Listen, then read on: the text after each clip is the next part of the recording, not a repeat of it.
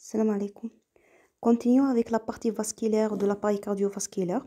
Nous allons aborder aujourd'hui le système cave et le système azécos en fonction du plan suivant. Introduction, le système cave supérieur, le système cave inférieur, un système qui relaie les deux systèmes précédents, donc le système azécos. Le système cave est un système veineux qui draine le sang veineux des régions supra-infradiaphragmatiques, sauf les veines du cœur et de l'épicarde, les veines du poumon et des plèvres qui présentent un système propre. Le système cave est formé par deux parties. Donc, le système cave supérieur qui draine les régions supradiaphragmatiques, à savoir le thorax, la tête et les deux membres thoraciques. Le système cave inférieur draine la partie sous-diaphragmatique, à savoir l'abdomen, le pelvis et les deux membres pelviens. La veine cave supérieure donc draine la région supradiaphragmatique du corps. Elle est formée par la réunion des deux veines, donc la veine brachiocéphalique droite et la veine brachiocéphalique gauche. Les deux veines brachiocéphaliques droite et gauche sont formées par l'union d'une veine jugulaire interne et d'une veine subclavière. Donc, chaque veine brachiocéphalique, donc vous voyez la veine brachiocéphalique droite et la veine brachiocéphalique gauche. Chaque veine brachiocéphalique est formée par une veine jugulaire interne et une veine subclavière. Donc, la veine jugulaire interne draine la tête, les parties superficielles de la face et le cou. Et la veine subclavière fait suite à la veine axillaire. Le trajet pour la veine brachiocéphalique droite présente un trajet qui est court, vertical vers le bas et à gauche. La veine brachiocéphalique gauche, elle est longue par rapport à la veine brachiocéphalique droite. Un trajet qui est presque horizontal vers le bas et à droite. Donc, la veine brachiocéphalique droite courte et verticale. La veine brachiocéphalique gauche, elle est longue et horizontale. Les rapports. Pour la veine brachiocéphalique droite, elle présente des rapports en avant avec la plèvre et le poumon droit et avec le premier cartilage costal et la clavicule. En arrière, elle est en rapport avec le nerf vague droit et l'artère brachiocéphalique qui va se bifurquer en deux artères, donc l'artère carotide commune droite et l'artère subclavière droite. À droite, elle est en rapport avec la plèvre et le poumon droit et avec le nerf phrénique droit. À gauche, elle est en rapport avec le thymus chez l'enfant, bien ses vestiges chez l'adulte. En avant, pour la veine brachiocéphalique gauche, elle est en rapport avec le thymus qui la sépare du manubrium sternal. En arrière, avec les branches collatérales de la crosse aortique, donc à savoir l'artère brachiocéphalique, l'artère carotide commune gauche et l'artère subclavière gauche. Ensuite, on a deux nerfs, le nerf vague gauche et le nerf phrénique gauche. Je répète, donc en arrière, elle est en rapport avec les branches collatérales de la crosse aortique, à savoir l'artère brachiocéphalique, anciennement appelée le tronc artériel brachiocéphalique, l'artère carotide commune gauche, l'artère subclavière, deux nerfs, donc le nerf vague gauche et le nerf phrénique gauche. Elle est en rapport haut avec les veines thyroïdiennes inférieures. Donc, pour les veines thyroïdiennes inférieures, soit elles se jettent dans la veine brachiocéphalique gauche, sont des veines qui drainent la partie inférieure de la thyroïde, ou bien elles se jettent dans la partie inférieure de la veine jugulaire interne. En bas, elle est en rapport avec la crosse aortique. Les affluentes des veines brachiocéphaliques. Donc, pour la veine brachiocéphalique droite, elle reçoit une seule veine qui est la veine thoracique interne. C'est une veine qui draine la paroi antérieure du thorax et les seins. Je répète, donc la veine thoracique interne, donc on a une veine thoracique interne et une veine thoracique externe, anciennement appelée veine mammaire, interne et externe. Donc les deux veines thoraciques internes droite et gauche se jettent dans les veines brachiocéphaliques. Ces deux veines vont drainer la paroi thoracique antérieure et les seins. Pour la veine brachiocéphalique gauche, elle reçoit les veines thyroïdiennes inférieures, les veines thyroïdiennes médianes, qui sont des veines inconstantes. Ensuite, la veine thoracique interne gauche, je répète, donc la veine thoracique interne gauche draine la paroi thoracique antérieure et les seins. Ensuite, la veine intercostale gauche qui draine les trois premiers espaces intercostales gauche. Donc, elle présente trois veines intercostales supérieures, moyennes, inférieures, donc gauche. Il y a la première veine intercostale, la deuxième et la troisième veine intercostale. Gauche. La veine cave supérieure, elle est formée par la réunion des deux veines brachiocéphaliques droite et gauche. Elle reçoit une seule veine qui est la veine azygos. Une longueur de 7 cm, 2 cm du diamètre. Elle prend origine au niveau du premier cartilage costal droit. Il y a un regard du premier cartilage costal droit. Un trajet qui est vertical le long du bord droit du sternum. Sa terminaison, donc elle se termine au niveau de la paroi supérieure de l'atrium droit par un orifice qui est avalvéolaire. Les rapports, donc la veine cave supérieure présente deux parties, une partie extra-péricardique et une partie intra-péricardique. Pour la partie extra-péricardique, elle est en rapport en avant avec le thymus qui la sépare du membrane sternal. La plèvre droite, les deux premiers cartilages costaux et le sternum. En arrière, elle est en rapport avec le hile du poumon droit qui reçoit donc le pédicule pulmonaire formé par l'artère pulmonaire droite, la branche souche droite et les veines pulmonaires droites, bien sûr avec les lymphneux droits. Aussi, donc, on a la terminaison de la veine azygos. À gauche, elle est en rapport avec le segment ascendant de l'aorte thoracique, de la crosse aortique. À droite, elle est en rapport avec la plèvre médiastine droite et le nerf phrénique droit. La portion péricardique, vous remarquez, donc une portion péricardique et pour la veine cave supérieure et pour donc la partie ascendante de la crosse aortique. Donc, elle est en rapport en avant avec l'auricule droit et à gauche avec l'aorte ascendante. En arrière, elle est en rapport avec l'artère pulmonaire droite.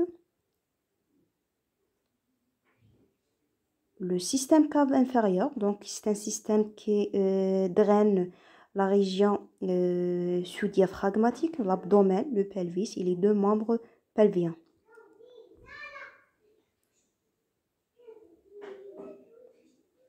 Elle prend origine au niveau de la cinquième vertèbre lombaire par la réunion des deux veines iliaques communes, droite et gauche. Donc on regarde de la cinquième vertèbre lombaire sur sa face droite, un trajet vertical sur le côté droit du rachis lombaire. Terminaison, elle se termine au niveau de la paroi inférieure de l'atrium droit, présente une valvule qui est la valvule d'Eustache. Donc, une longueur de 22 cm. Donc, elle présente 3 portions.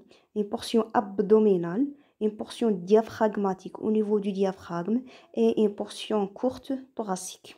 La portion abdominale, elle est en rapport en avant avec l'artère iliaque commune, la racine du mésentère, l'artère gonadique droite. Pour l'artère gonadique droite, donc gonadique testiculaire chez l'homme, ovarique chez la femme. Elle est en rapport avec le bloc duodéno-pancréatique, à savoir la partie horizontale du duodénum et la tête du pancréas. Elle est en rapport aussi avec la face postérieure du foie. La face postérieure du foie est creusée par une gouttière, la gouttière de la veine cave inférieure. En arrière, elle est en rapport avec les corps vertébraux de la première vertèbre lombaire jusqu'à la quatrième. En arrière et en dehors avec le muscle grand psoas, en haut et en arrière avec le diaphragme. Et aussi on a donc la surrénale droite. À droite, elle est en rapport avec l'aorte, le côlon ascendant, l'urtère droit et le bord médial du rein droit. À gauche, elle est en rapport avec l'aorte abdominale, le diaphragme. Et aussi donc le lobe gauche du foie. La partie diaphragmatique, c'est une partie courte. Cette partie-là en rapport avec le passage de la veine cave inférieure de l'abdomen vers le thorax. Donc, elle présente un orifice, bien le foramen, qui s'appelle le hiatus diaphragmatique. La partie thoracique. Donc, la partie thoracique est enveloppée par le péricarde. Elle est en rapport en arrière et vers la droite avec le nerf phrénique droit, la plèvre médiastine droite et le poumon droit. En arrière et vers la gauche, donc elle est en rapport avec l'œsophage thoracique.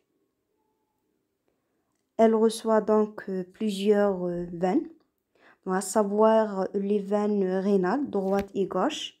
Et vu que la veine cave inférieure est située donc à droite de la ligne médiale, donc la veine rénale gauche est plus longue de la veine rénale droite. Donc elle reçoit plusieurs veines. La veine surrénale droite et la veine surrénale gauche, si vous avez remarqué, donc elle se jette dans la veine rénale gauche. La veine testiculaire chez l'homme, ovarique droite chez la femme. Donc la veine gonadique, bien testiculaire chez l'homme, elle draine les testicules. Ovarique chez la femme, donc elle draine les ovaires. La gauche, donc la veine ovarique gauche se draine vers la veine rénale gauche. Pour la même raison, la veine rénale gauche est plus longue que la veine rénale droite. Les veines, elle reçoit aussi les veines lombaires. Aussi, on a les 3 veines hépatiques, anciennement appelées les veines sus-hépatiques, au nombre de 3. La droite, l'intermédiaire et la gauche. Donc, elles drainent le sang du foie vers la face antérieure de la veine cave inférieure. On sait donc qu'elle reçoit les veines phréniques inférieures, ou bien les veines diaphragmatiques inférieures, au nombre de 2, qui drainent donc la partie inférieure du diaphragme. Le système azykos, c'est un système veineux anastomotique cavo-cave, thoracique. Cavo-cave, c'est-à-dire il relaie les 2 veines caves supérieures et inférieures. C'est un système qui draine la majeure partie du sang veineux de la paroi thoracique. Donc, elle participe avec les veines thoraciques internes, drainage veineux de la paroi thoracique. L'importance de ce système anastomotique, donc c'est un système, c'est une voie de suppléance en cas d'obstruction des veines caves supérieures et inférieures. En cas d'obstruction, par une compression témorale, bien une thrombose. Dans une thrombose, c'est un caillot sanguin. Donc, elle constitue une voie de suppléance. Bien le système azécose est constitué par trois veines. Donc, on a là à droite la veine azécose. À gauche, on a deux veines hémiazécoses. En bas, la veine hémiazécose. Et au haut, la veine hémiazécose accessoire. Bien la veine hémiazécose supérieure et inférieure. Origine. Elle prend origine au niveau de la 11e vertèbre thoracique par deux racines. Une racine médiale et une racine latérale. La racine latérale qui naît par la réunion de la veine lombaire ascendante droite et la deuxième veine intercostale.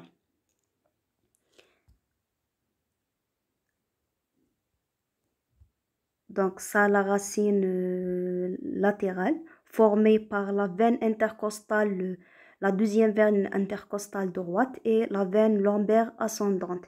La veine lombaire ascendante fait suite à la veine ilio-lombaire.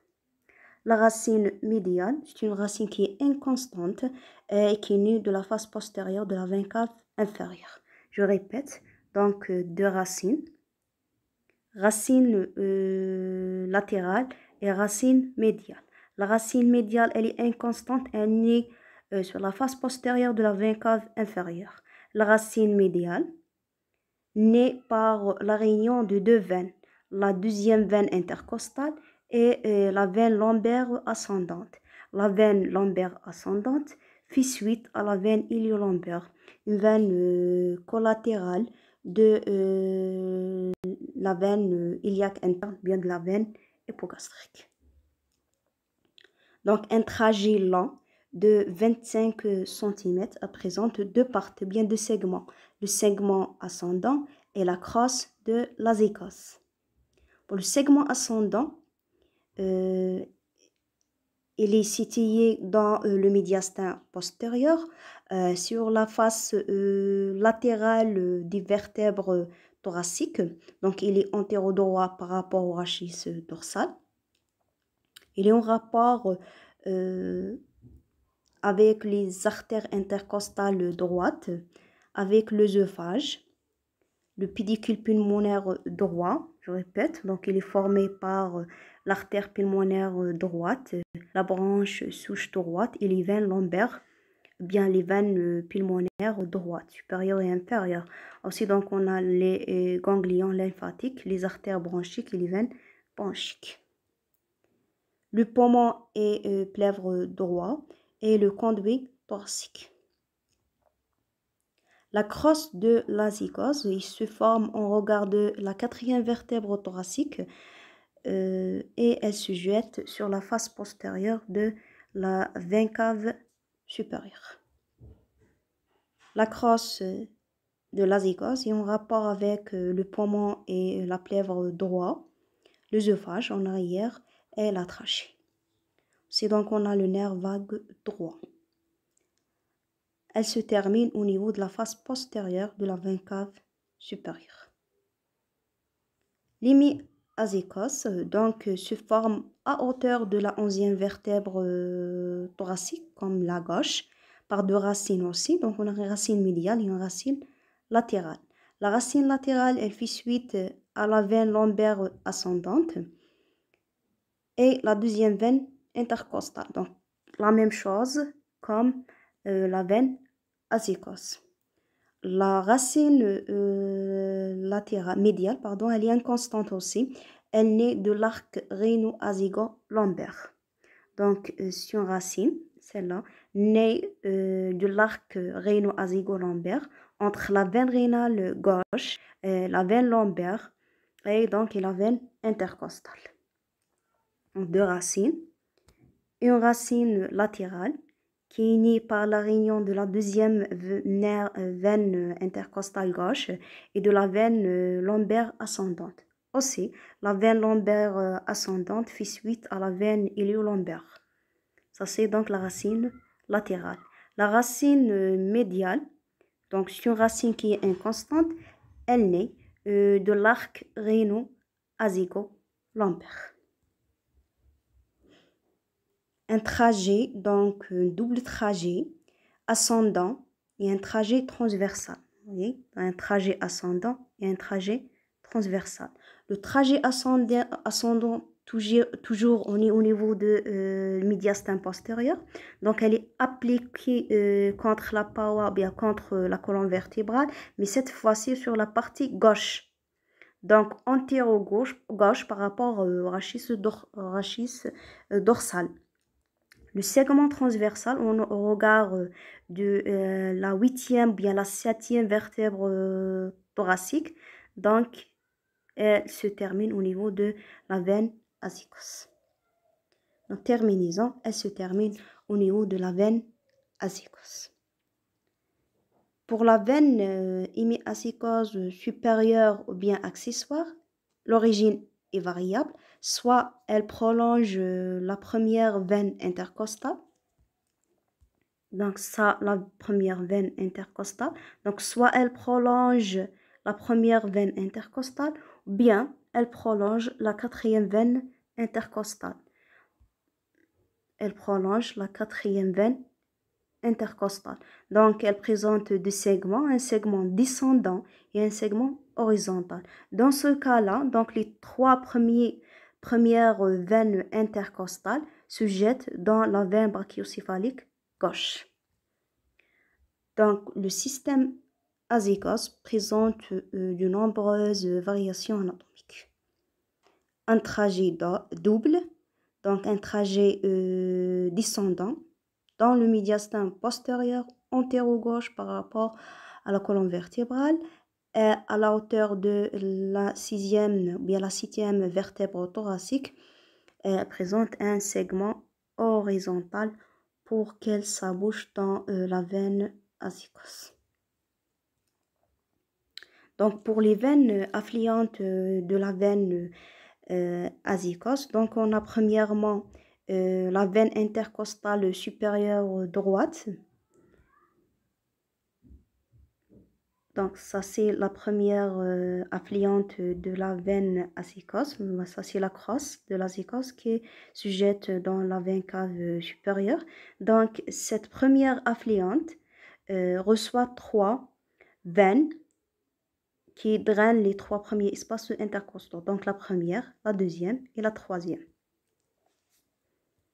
Elle reçoit les 9 veines intercostales droites, donc les 9 dernières veines intercostales droites.